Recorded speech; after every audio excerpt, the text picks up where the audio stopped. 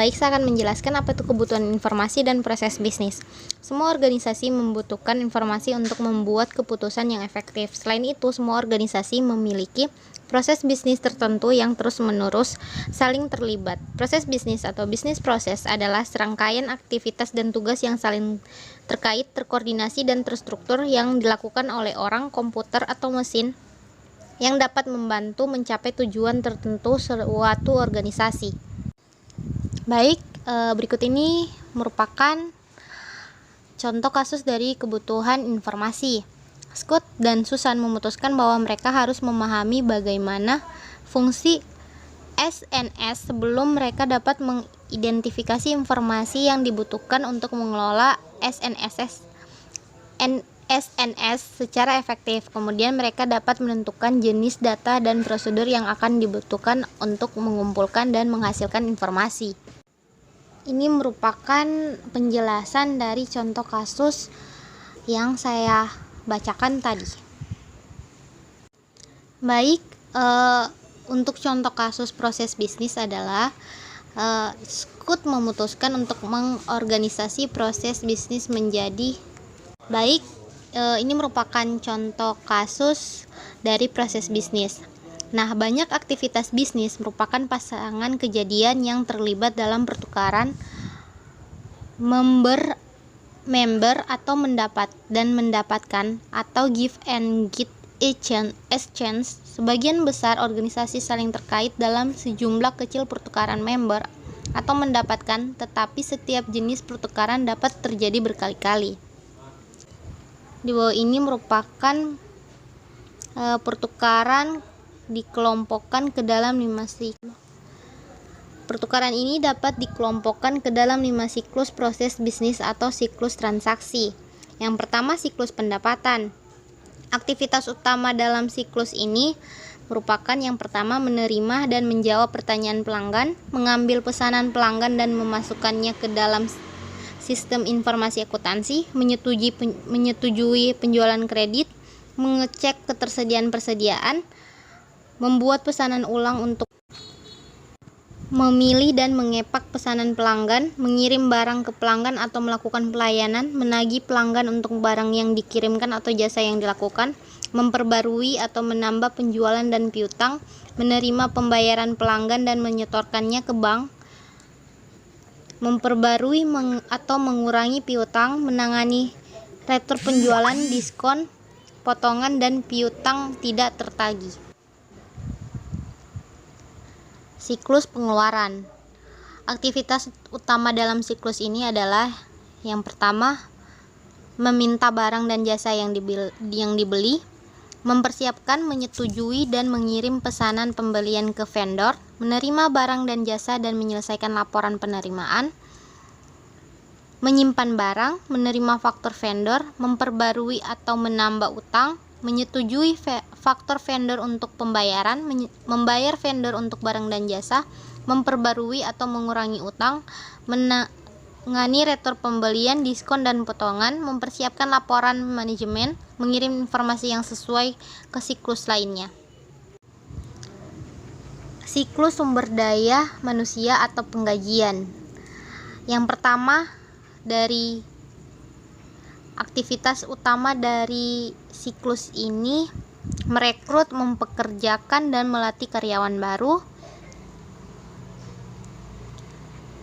memberhentikan karyawan, memperbarui catatan penggajian, mengumpulkan dan memvalidasi waktu kehadiran dan data komisi, mempersiapkan dan mengeluarkan penggajian, menghitung dan mengeluarkan pembayaran pajak dan tunjangan, mempersiapkan laporan karyawan dan manajemen, mengirim informasi yang sesuai ke siklus lainnya.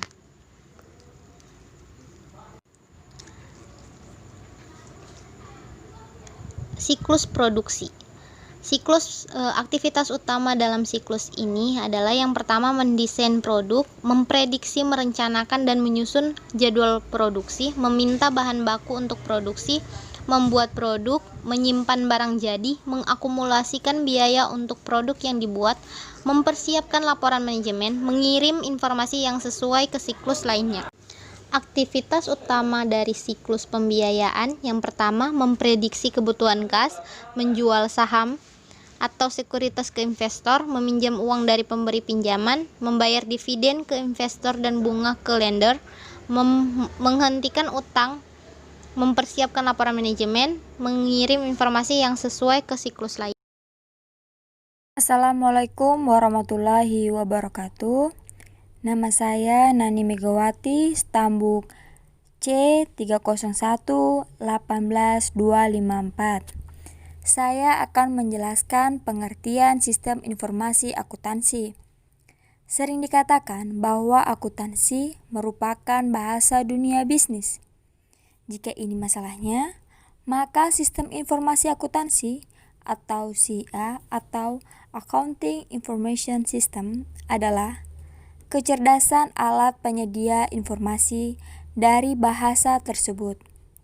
Sistem informasi akuntansi dapat menjadi sistem manual pensil dan kertas, sistem kompleks yang menggunakan terbaru, atau sesuatu di antara keduanya. Maka, terlepas dari pendekatan yang diambil, prosesnya adalah sama.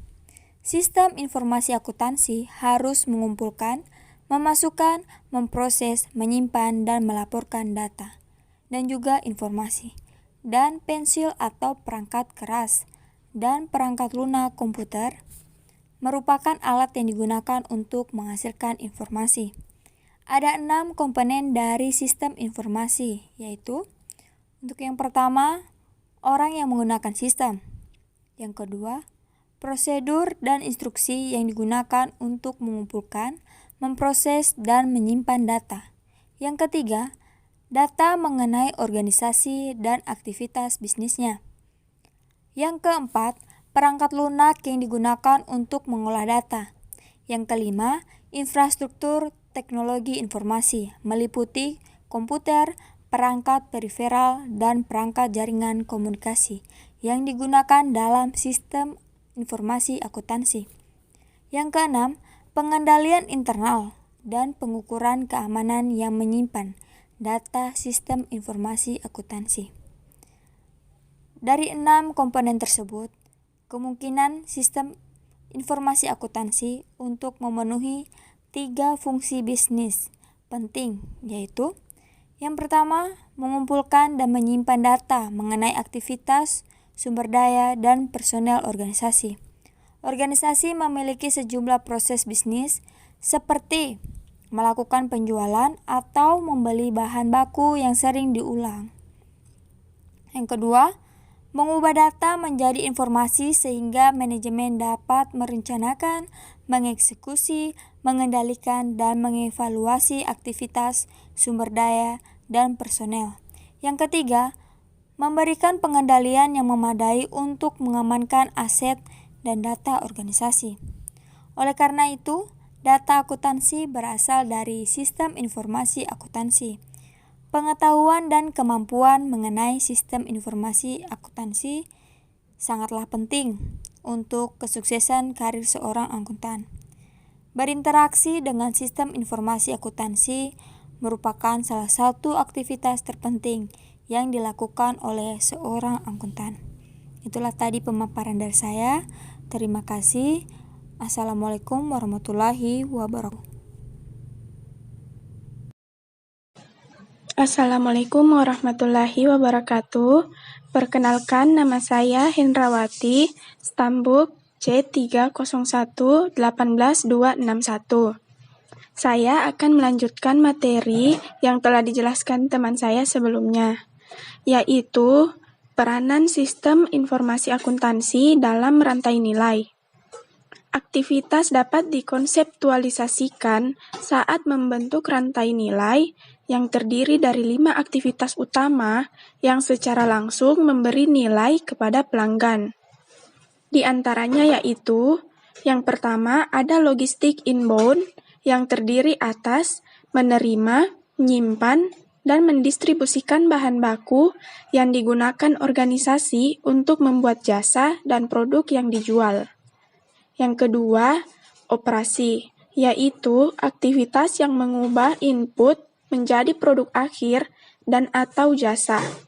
Yang ketiga ada logistik outbound, yaitu aktivitas yang mendistribusikan produk jadi atau jasa ke pelanggan. Yang keempat ada pemasaran dan penjualan, yaitu aktivitas yang membantu pelanggan dalam membeli barang atau jasa organisasi. Salah satunya yaitu iklan. Yang kelima, ada pelayanan, yaitu aktivitas yang menyediakan dukungan purna jual kepada pelanggan. Kemudian, selanjutnya yaitu aktivitas pendukung atau support activities. Memungkinkan dilakukannya 5 aktivitas utama yang efektif dan efisien. Aktivitas tersebut dikelompokkan menjadi 4 kategori. Yang pertama, infrastruktur perusahaan, yaitu aktivitas akuntansi, keuangan, hukum, dan administrasi umum yang mementingkan berfungsinya suatu organisasi, sistem informasi akuntansi adalah bagian dari infrastruktur perusahaan. Yang kedua, sumber daya manusia adalah aktivitas yang meliputi kegiatan, merekrut, mempekerjakan, melatih, dan memberi kompensasi pada karyawan. Yang ketiga, ada teknologi, yaitu aktivitas meningkatkan barang atau jasa. Yang terakhir, ada pembelian, yaitu aktivitas melakukan pengadaan bahan, perlengkapan, mesin, dan bangunan yang digunakan untuk melakukan aktivitas utama. 2. Tinjauan pemrosesan transaksi dan sistem ERP. Yang pertama, ada pemrosesan transaksi, yaitu siklus pengolahan data, di mana dalam sistem manual atau tidak berbasis komputer, data dimasukkan dalam jurnal dan buku besar yang disimpan dalam bentuk buku. Sedangkan dalam sistem berbasis komputer, data dimasukkan ke dalam komputer dan disimpan dalam bentuk file dan database. Nah, operasi yang dilakukan pada data untuk menghasilkan informasi yang penting dan relevan. Nah, yang pertama ada input data, di mana data harus dikumpulkan dari 3 segi setiap aktivitas bisnis. Yang pertama, ada setiap aktivitas yang menarik. Yang kedua, sumber daya yang dipengaruhi oleh setiap aktivitas. Yang ketiga, orang yang berpartisipasi dalam setiap aktivitas. Ada beberapa hal untuk mengumpulkan data mengenai transaksi penjualan sebagai berikut. 1. Waktu dan tanggal penjualan terjadi. 2. Karyawan yang membuat penjualan dan petugas pemeriksaan yang memproses penjualan. 3. Register pemeriksaan tempat penjualan diproses. 4. Barang yang terjual. 5. Kuantitas barang yang terjual. 6. Membuat daftar harga dan harga aktual dari setiap barang yang terjual. 7. Total jumlah penjualan. 8. Instruksi pengiriman. Dan yang terakhir, untuk penjualan kredit, nama pelanggan, tagihan untuk pelanggan, dan alamat pengirim. Nah, biasanya sebagian besar bisnis menggunakan dokumen source atau dokumen sumber kertas untuk mengumpulkan data mengenai aktivitas bisnis mereka. Nah, ada juga dokumen turnaround, adalah output perusahaan untuk pihak eksternal yang seringkali menambahkan data ke dokumen dan kemudian mengembalikan ke perusahaan sebagai dokumen input. Selanjutnya B. Penyimpanan data. Akuntan perlu memahami bagaimana data diatur dan disimpan dalam sistem informasi akuntansi, dan bagaimana data-data tersebut dapat diakses. Esensinya, akuntan harus tahu bagaimana mengelola data untuk penggunaan perusahaan secara maksimum. Kemudian, buku besar. Informasi akuntansi kumulatif disimpan dalam buku besar umum dan buku besar pembantu. Buku besar umum berisi ringkasan level data untuk setiap akun aktiva, kewajiban, ekuitas, pendapatan, dan beban organisasi. Sedangkan buku besar pembantu berisi data mendetail untuk beberapa akun buku besar dengan banyak sub-akun terpisah. Kemudian teknik pengodean. Pengodean adalah penetapan sistematis dari angka atau huruf pada item untuk mengklasifikasi dan mengatur item-item tersebut, seperti dengan kode urutan, dengan kode blok, maupun dengan kode mnemanik. Selanjutnya ada bagan akun. Contoh yang sangat baik terkait pengodean ini adalah bagan akun, yang merupakan daftar angka yang ditetapkan untuk setiap akun buku besar umum. Angka-angka akun ini memungkinkan data transaksi dikodekan, diklasifikasikan, dan dimasukkan ke dalam akun yang sesuai. Bagan akun juga mempermudah laporan persiapan dan laporan keuangan. Namun, data yang tersimpan dalam akun ringkasan tidak bisa dengan mudah dianalisis dan dilaporkan dengan lebih detail. Kemudian ada jurnal. Entry jurnal menunjukkan akun dan jumlah untuk didebit dan dikredit. Jurnal umum digunakan untuk mencatat transaksi yang tidak sering atau tidak rutin, seperti pembayaran pinjaman dan penyesuaian akhir periode, dan jurnal penutup. Jurnal khusus mencatat sejumlah besar transaksi yang berulang seperti penjualan, penerimaan kas, dan pengeluaran kas. Kemudian ada jejak audit. Jejak audit adalah jalur transaksi yang dapat ditelusuri melalui sistem pengolahan data dari titik asal ke output final atau mundur dari output final ke titik asal. Assalamualaikum warahmatullahi wabarakatuh. Perkenalkan, nama saya Puput Wahyuningsih, Stambuk C301 18291. Baiklah, saya akan melanjutkan materi yang telah dibawakan oleh teman saya sebelumnya, yaitu tinjauan pemrosesan transaksi dan sistem ERP. Langsung saja, poin yang ketiga yaitu pengolahan data. Nah, di sini ada 4 jenis aktivitas pengolahan data yang berbeda yang disebut sebagai CRUD. 4 jenis aktivitas tersebut yaitu yang pertama membuat record data baru, yang kedua membaca, yang ketiga memperbarui atau mengupdate data yang tersimpan sebelumnya, dan yang terakhir yaitu menghapus data. Selanjutnya yaitu poin D, output informasi. Nah, informasi biasanya disajikan pada salah satu dari 3 bentuk, yaitu yang pertama dokumen, yang kedua laporan, dan yang ketiga yaitu respon pertanyaan. Dokumen sendiri yaitu catatan transaksi atau data perusahaan lainnya, contohnya seperti cek faktur, laporan penerimaan, dan laporan yang digunakan oleh karyawan untuk mengendalikan aktivitas operasional, dan juga digunakan oleh manajer sebagai pembuat keputusan dan mendesain strategi. Dan untuk investor dan kreditor, yaitu untuk memahami aktivitas bisnis perusahaan.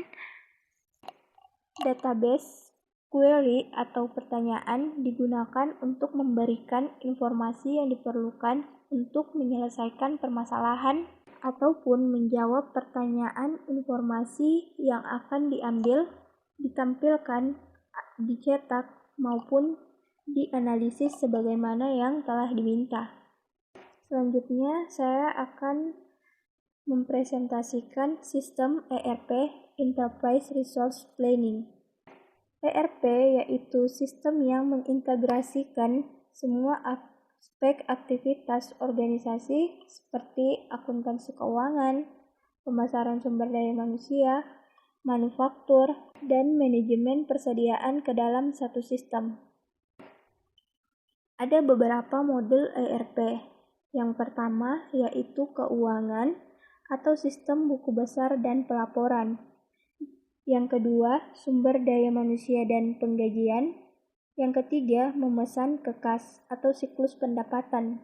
Yang keempat, membeli untuk membayar atau siklus pengeluaran. Yang kelima, manufaktur atau siklus produksi. Yang keenam, manajemen proyek. Yang ketujuh, yaitu manajemen hubungan pelanggan. Dan yang kedelapan atau yang terakhir, yaitu alat sistem. Sistem ERP dengan database terpusat memberikan keuntungan yang signifikan. Di antaranya, yang pertama adalah ERP memberikan tampilan tunggal atas data organisasi dan situasi keuangan yang terintegrasi di seluruh perusahaan. Yang kedua, input data diambil atau dikunci sekali saat dimasukkan ke dalam sistem yang berbeda. Yang ketiga, manajemen mendapatkan visibilitas yang lebih besar ke dalam setiap area perusahaan dan kemampuan dalam memonitor yang lebih besar. Keempat, organisasi memperoleh pengendalian akses yang lebih baik. Kelima, prosedur dan laporan yang telah distandardisasi antar unit bisnis. Keenam, pelayanan pelanggan meningkat. Dan yang terakhir, pabrik manufaktur menerima pesanan baru secara real-time dan otomatisasi proses manufaktur membuat produktivitas meningkat. Sistem ERP juga memiliki kerugian, yang diantaranya 1. Biaya, kedua, jumlah waktu yang diminta, ketiga, perubahan proses bisnis, keempat, kompleksitas, dan kelima adalah resistensi.